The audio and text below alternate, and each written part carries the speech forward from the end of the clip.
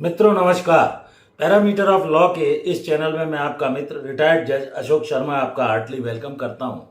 आज मैं एक महत्वपूर्ण वीडियो गिरफ्तारी वारंट के संबंध में संपूर्ण जानकारी देने के लिए बना रहा हूं। गिरफ्तारी वारंट क्या होता है, किसके द्वारा जारी किया जाता है, क्या इसका प्रभाव होता है, कब गिरफ्तारी वारंट निरस्त किया जा सकता है, क्या गिरफ्तारी वारंट जारी होने के बाद जेल जाना पड़ता है, इन सब बातों का इसमें जवाब दूंगा। तो वीडियो महत्वपूर्ण है, शुरू से अंत तक देखें। गिरफ्तारी वारंट के संबंध में धारा 70 से धारा 80 सीआरपीसी दंड प्रक्रिया संहिता 1973 के अंतर्गत प्रावधान दिए गए हैं।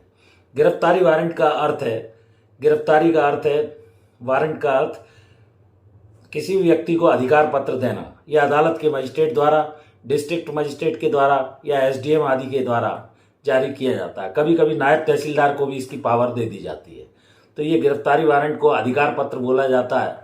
अथॉरिटी दी जाती है कि इस व्यक्ति को, जो कि न्यायालय में या अदालत में उपस्थित नहीं हो रहा है किसी मामले के संबंध में, चाहे वो गवाह हो चाहे अभियुक्त हो, उसको लाकर to produce before the court, न्यायालय के समक्ष उसे उपस्थित करना होता है। और इसमें नॉन बेलेबल वारंट यानी गिरफ्तारी वारंट, सम्मन सर्व होने के बाद भी आदमी नहीं आ रहा है तो वो गवाह के लिए हो सकता है, अभियुक्त के लिए हो सकता है, और उसको, उस व्यक्ति को जिसे ये अधिकृत पत्र या अधिकार पत्र दिया जाता है, न्यायालय की सील से जारी होता है, एक प्रति में जारी किया जाता है, सामान्यतः पुलिस को जारी किया जाता है या किसी अन्य व्यक्ति को भी मजिस्ट्रेट चाहे तो अधिकृत कर सकता है।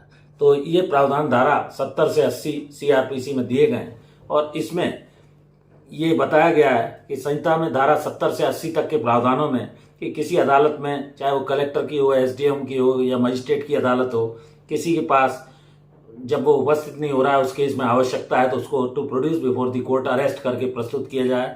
व्यक्ति कोई जो केस में नहीं आ रहा है, केस की प्रगति रुकी हुई है और न्यायालय को ऐसा लगता है कि सम्मन की तामीली के बाद भी नहीं आ रहा है, तो वो उसका नॉन बेलेबल या बेलेबल वारंट जैसा भी है, नॉन बेलेबल का ही मैं बता रहा हूँ।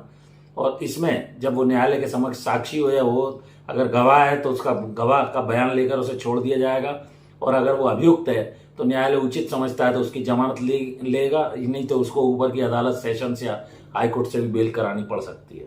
धारा 72 में कॉम्पिटेंट व्यक्ति को ये दिया जाता है सर्विस करने के लिए, नामित व्यक्ति उसे गिरफ्तार करके न्यायालय के समक्ष, चाहे वो साक्षी हो या अभियुक्त हो, प्रस्तुत करता है और सरेंडर भी कर सकता है, या न्यायालय उसको, नामित व्यक्ति जब अदालत में पेश हो जाता है तो अदालत चाहे तो उसे निरस्त भी वारंट को, गिरफ्तारी को कर सकती है।